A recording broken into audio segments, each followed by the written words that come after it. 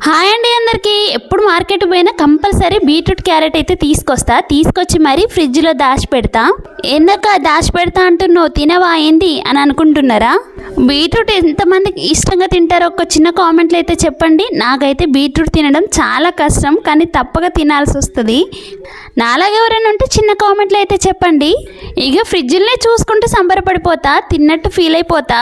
అలా చూసి ఇక లాస్ట్కు మా అత్తమ్మ చూసి ఫ్రిడ్జ్లో అన్నీ అట్లే ఉంటున్నాయి, ఎప్పుడు తింటావే అని అడుగుద్ది. ఇక అప్పుడు ఎట్లా అట్లా చేసుకొని అయితే తినాలి అనేసి అయితే ఒక రోజునైతే డిసైడ్ చేసుకుంటా. ఇక ఆ రోజైతే కూర్చొని నిదానంగా ఒక జ్యూస్ లాగా అయితే రెడీ చేసుకుంటా. ఈరోజు వచ్చేసి క్యారెట్, యాపిల్, బీట్రూట్ ఈ మూడు కలిపి ఏబీసీ జ్యూస్ అయితే చేస్తున్నా. ఈరోజు చేసిన జ్యూస్ని అయితే స్టోర్ చేసుకుంటా, ఒక వారం రోజులైతే యూజ్ చేసుకునే విధంగా. రోజు చేయాలంటే అసలే కుదరదు కదా మరి. మీరు కూడా ఇలా రోజు చేసుకొని తాగకుండా ఈ విధంగా స్టోర్ చేసుకోండి. ఒక 1 వీక్ వరకు అయితే యూజ్ అవుతుంది. వీడియో నచ్చిందా మరి? లైక్ చేసి వెళ్ళండి. బాయ్.